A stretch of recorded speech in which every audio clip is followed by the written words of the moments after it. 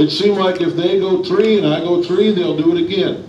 That last one, they did 5, I did 4. They found me out. But again, when we talk about knocks, for so many years, everybody was thinking it was just like we do. Take a stick, hit a tree. Now don't get me wrong, I'm not saying that that doesn't happen at times. But how does this other stuff happen if that's the only method they have?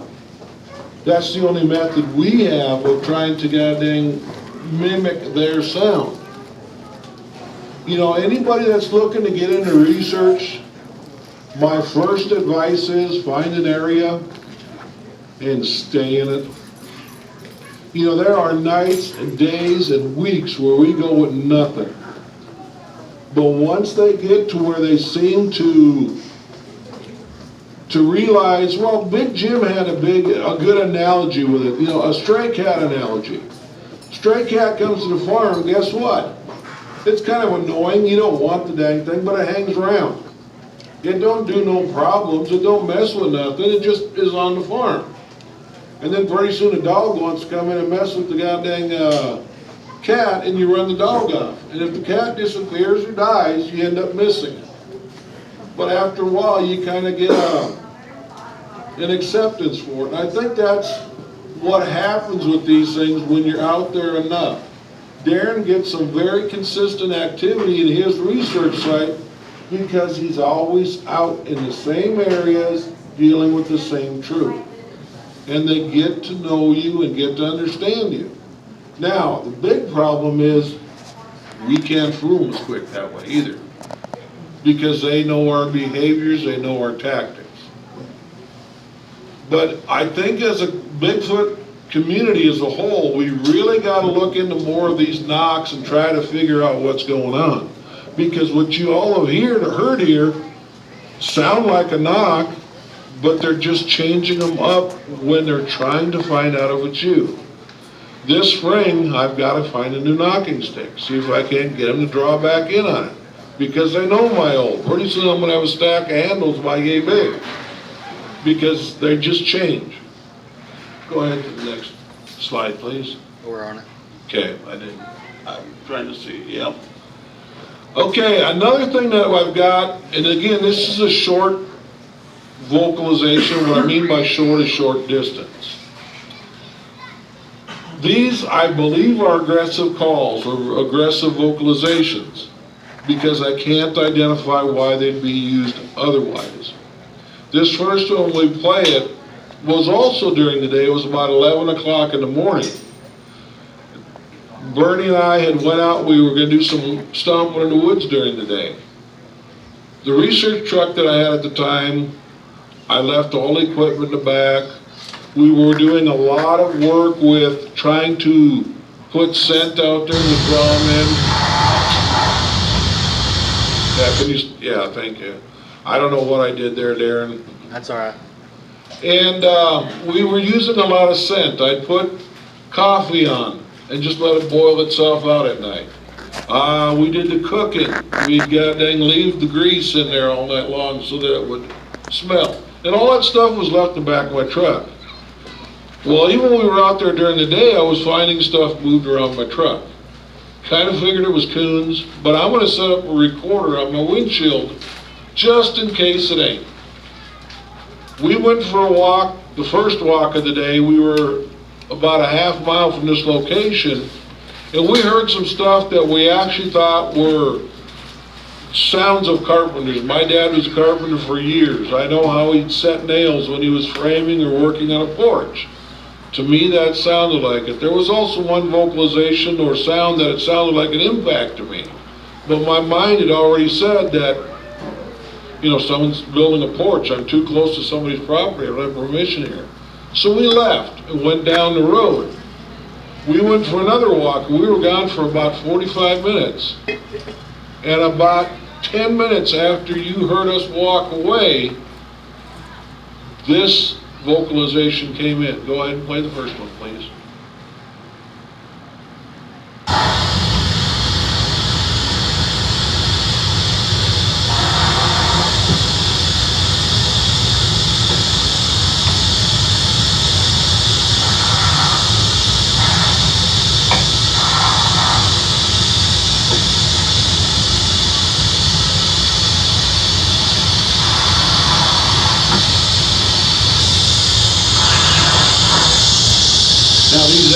chopped in, there was some dead time I took out to get the vocalizations more.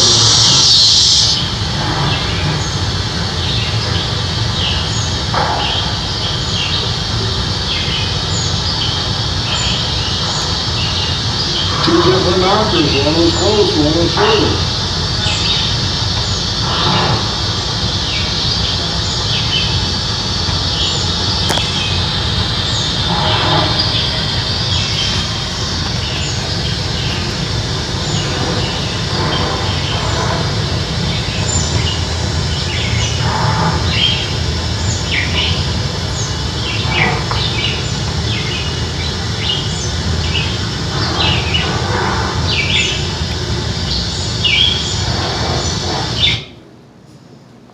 Now again, when we caught that, I should say when I got home and heard that, because when we were in the woods that day, we weren't more than a couple hundred yards from that, and we never heard that vocalization.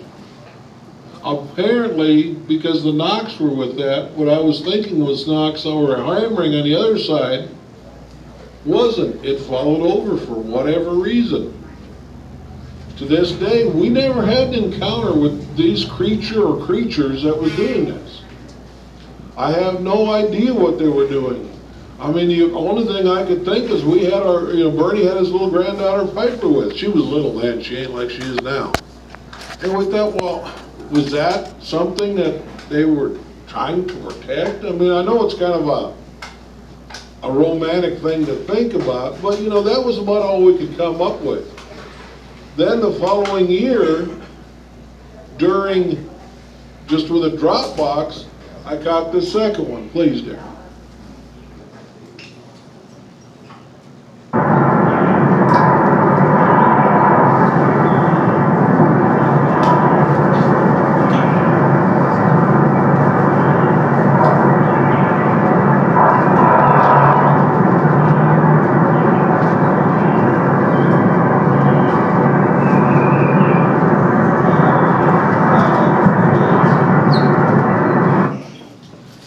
Again, nobody was out during that time. So again, so much for my idea with the first one.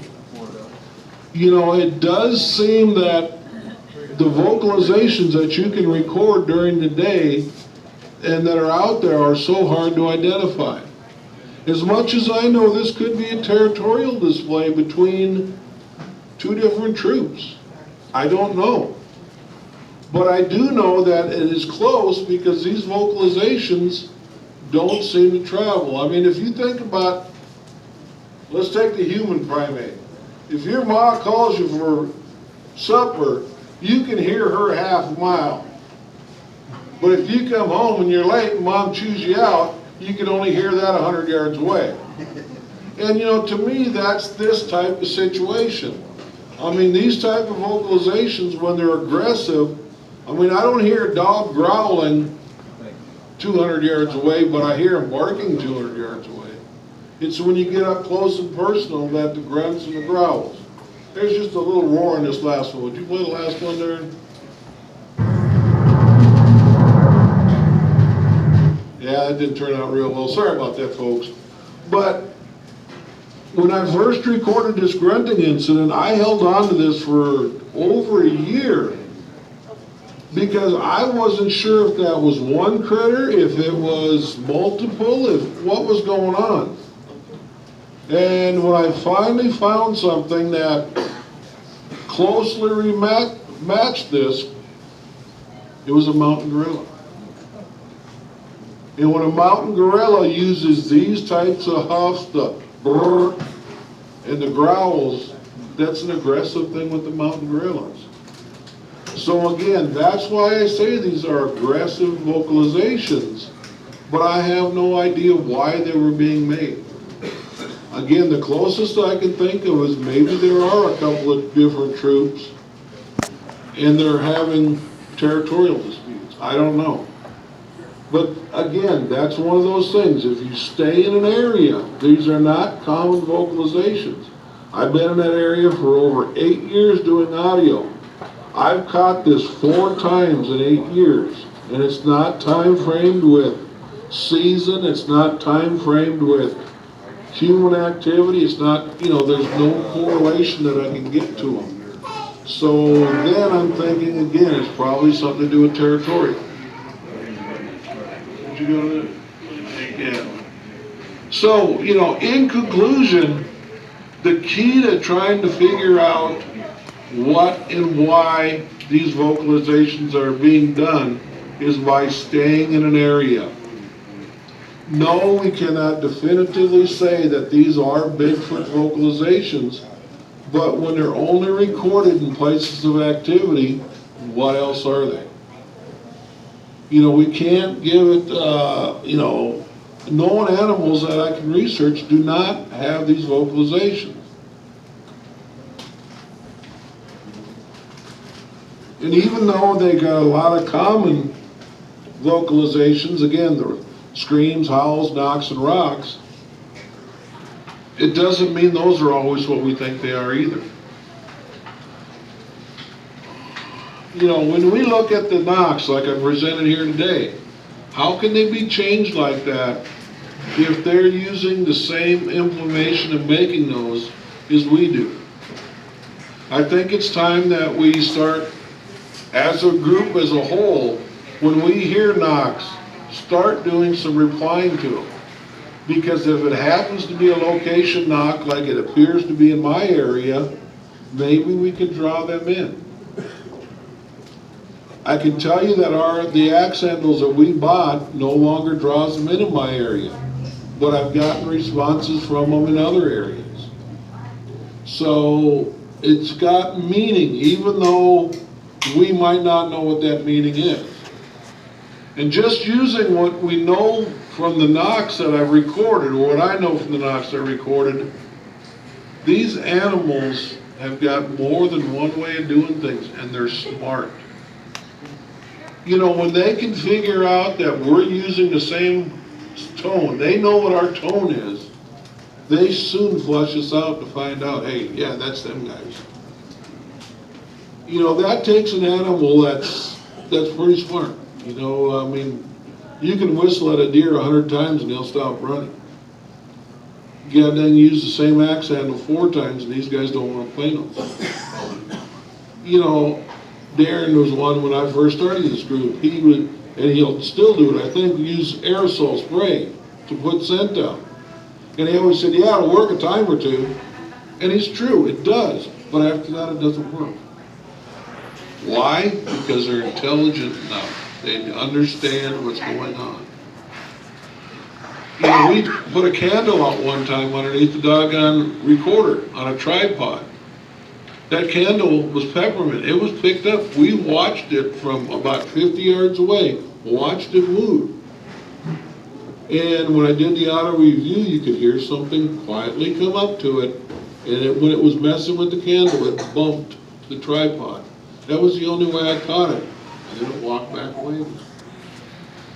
You know what? That was the only time that worked. That doesn't mean that now, 5 years later, it might not. And I do try to remember what I've done, and that's why research log is important. Because it might work again now. But it'll only work once or twice. And I seriously think that's why these things have remained so elusive. They seem to be able to adapt quickly, not only to the changes in their territory, their environment, but they seem to be able to adapt very quickly to our changes. They catch on quickly. We've had times where, again, Bernie and I have sat out at camp. And again, we do exactly what we've always talked about. I look over his shoulder, he looks over my shoulder. And all night, there's no vocalizations or no movement behind either one of us. But we catch it over here because the recorder was closer over here when we were looking this way. So it knows we're looking that way. So I'm going to go ahead and play over here where you guys aren't looking. That way, if you do this, I'll know the duck.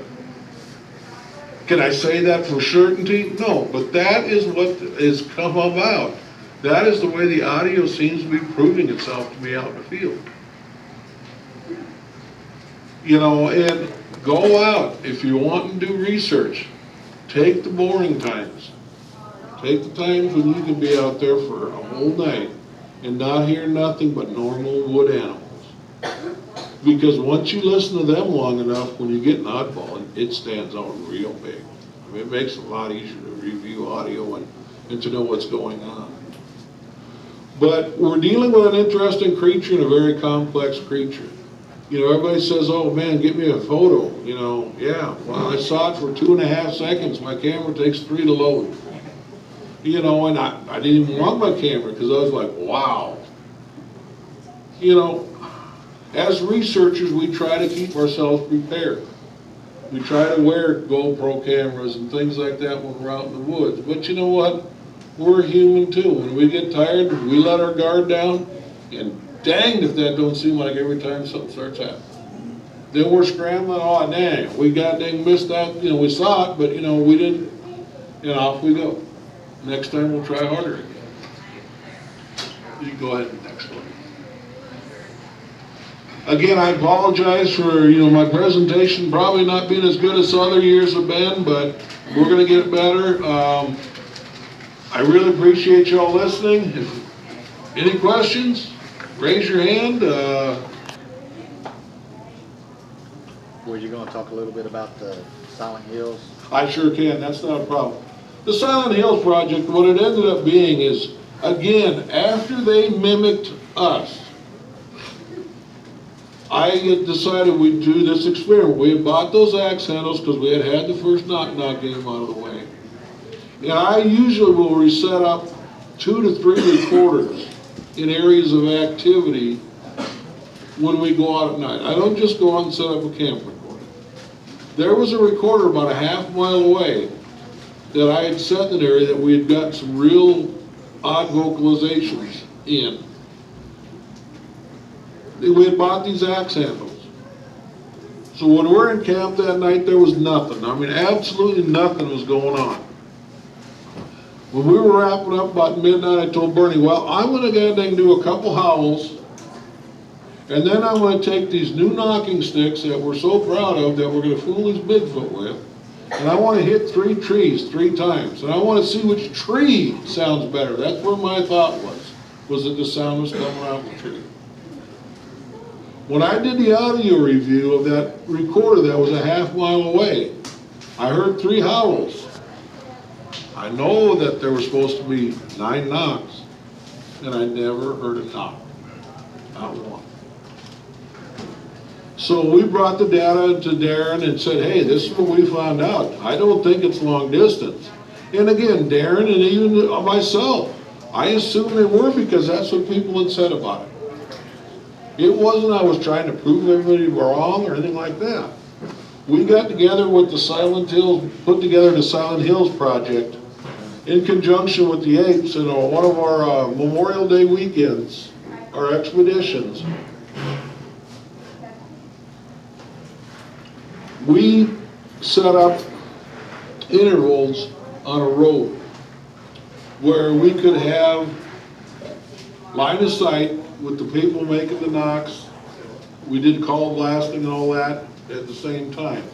At different intervals, 300 feet, 600, 900 I think it was. And then we could step into the woods with it and do it again, see what the difference was. We used decibel meters, and with the ambient sound, again, unless you were listening to it, it was, you couldn't tell on the decibel meter that the knock had happened at 600 feet. Because again, the ambient noise took it over. We could see the guy knock, but we couldn't hear it. And we did that and put all that together. We've done a wintertime version of that. And again, it's still one of those things that we continue to try to improve on and try in different locations. But it was really eye-opening for everybody that was there. We were all under assumption that, oh, that knocks, half mile away. Even the loud ones we were saying was a quarter mile away. No, these loud ones are in your dang back pocket. They're within 100 foot of you. Any questions? Come on, Jim, you got a question for me. You can tell me I'm nuts. Yes, sir. You say they carry clubs with them? Well, I don't think they do. That's, if they were using the tree knocking like we do, using a stick, there'd be sightings of them with clubs. I mean, now, don't get me wrong, I think there's probably a half dozen out there through history that they were carrying a stick or something like that. But for that to stay the same tone, that would be the only mechanism us as humans could do to have the same tone of knock if we went through the woods. And without them having sightings of clubs, I don't think that that's happening at all. What about rocks? The rock clacking, I mean, I'll give you a shot. Pick up a couple rocks in the woods and hit them together. How many times can you do that? Faster you swing a club. You can, but what usually happens is the surface rocks, at least up in Missouri, is limestone, and it shatters. If you get one good hit, you're lucky. But when you hit them together, they shatter and there's no sound to them, not nearly what you think there is. Because the rock on the surface is deteriorated and, for lack of a better way of putting it, rotten, kind of like the wood is that you try to pick up in the woods and hit with. There is some rock clacking. We've recorded it, we've heard it.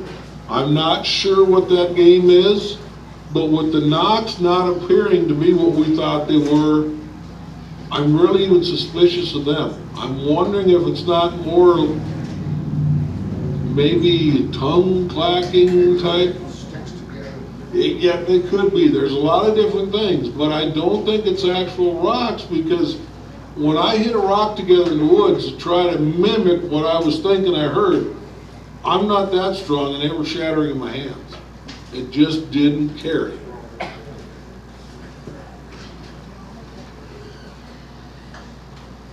Anybody else?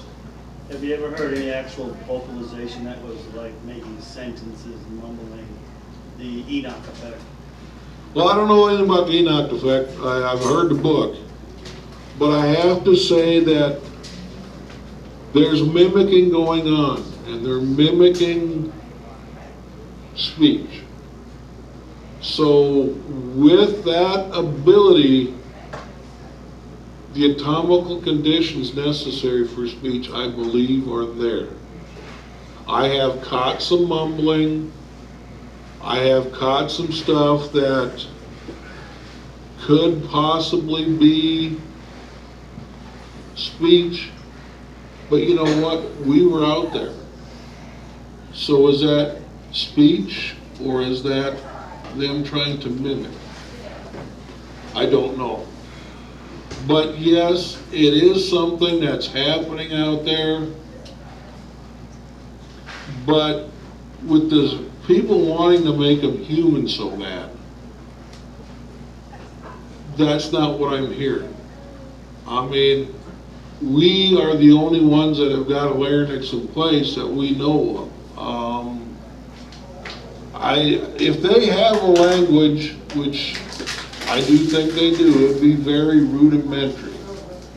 And if they did have a language, it would have to be very regional. I mean, there's no Bigfoot English book out there or Bigfoot language book out there that all of them would learn. You know, I mean, we've caught some mumbling down here that we can't identify. I've caught it up in Missouri. I know other places they've caught it. I caught some real weird stuff down in Polk and Roberts area. Am I going to sit here and say it's speech? I don't know enough about it to know. But I know if they call Izzy, they call Bobby, they call Bernie, they say, hey, they can mimic. And to mimic human language, unless they got some ability that other primates don't, they'd have to be atomically correct in order to do that. You know, it's a slippery slope. I can get a lot of trouble with my boss if I talk too much on that. Yes, sir. Have you ever caught them mimicking things like owls, roosters, or other animals? You bet. You bet. In fact, we had some owls on last Memorial Day. They were doing real good owls, and someone asked me, how do you know when they mimic? Then they screwed up. I said, that's how. You know, they will screw up doing them, but again, when you put them on a spectrogram, which we use to identify sounds with, you can actually see what the sound looks like, not just hear it. And Let me throw this in there. About 6 miles to the south of us is one of our research areas, and we were sitting there one night listening, and we heard what we call a 600-pound owl. Big old huge owl call. And then we heard like a juvenile trying to make an owl call, and Yep. sneezed right in the middle of it. And all we could do is sit there and laugh, because to us it was like Mama was teaching him how to do owl calls, and he sneezed right in front of it, or in the middle of it. Yeah, and again, I think there's a lot of merit to that. And they're good enough when you put them on spectrograms. We've had some that they did 3 before the screw up, and when I compare them with regular owls, they are so close that unless it was that screw up, there's no way. I mean, even if I saw it, I'd have to say, man, I ain't sure if there's an owl behind that Bigfoot making that sound, or if it's a Bigfoot. They're just that close. Yes, sir. In 83, my sighting, and it was probably 30 or 40 yards. And at first I smelled him, and he said, go. It sounded like an Indian, and his features on his face, I could see his lines, he had 3 lines going this way. And there were some other hunters approaching, and when he turned and I turned, he was gone, and there was no sounds. But I saw 5, 300 yards that he was watching. He was a scout, and there was probably 5 and 3 in a group, and they was tall and short, and you could see him hunting and going like this. But for my vision, it was real thick, and it was gone. Yeah. But for him to disappear, there's no sound in the leaves or anything like that. And that's part of the scary part too. We've had them come up in the camp, Bernie and I. The first one I saw was a gray one I've got up in Missouri. It was up within 30 foot of us, and we never heard it come up that holler. When we spotted it and it knew it was nailed, it dropped back down to 4x4, and it sounded like I heard a goddamn buffalo going down that holler. But we never heard it come up in there. Now, I can tell you with proper placement of recorders and the recorder quality, they still make noise when they come up. I have recorded it, but they don't come up like we do, boom, boom, boom, boom, boom, boom, boom, and stop. They are notorious for taking a couple, 3 steps, and they might wait for 2, 3, 4, or 5 minutes, and then take a couple, 3 more. When they approach a camp that they're unsure of, they are very slow and methodic in coming in. I regularly will send a recorder. I've got H2 recorders that I'll set up where I've had them come up before, away from camp. And when we laugh at camp, you'll hear more footsteps, because we're drowning out any effect that they have by our own laughter and our own sound at camp. That's part of the reason why we very seldom try to be quiet out there. Because I'm under the impression, and I think others are too, the more noise you make out there, the closer they're going to come in if they're curious. But they won't come in if you think they'll be heard or seen. They sneak in and they'll sneak back out. But if you catch them, then yeah, you can definitely hear them heading back out. That's not a problem. I give up. No, sorry. I mean, my time's done, just tell me something. Anybody else? Well, again, I hope you guys enjoyed the presentation, and I hope you enjoy the rest of your day.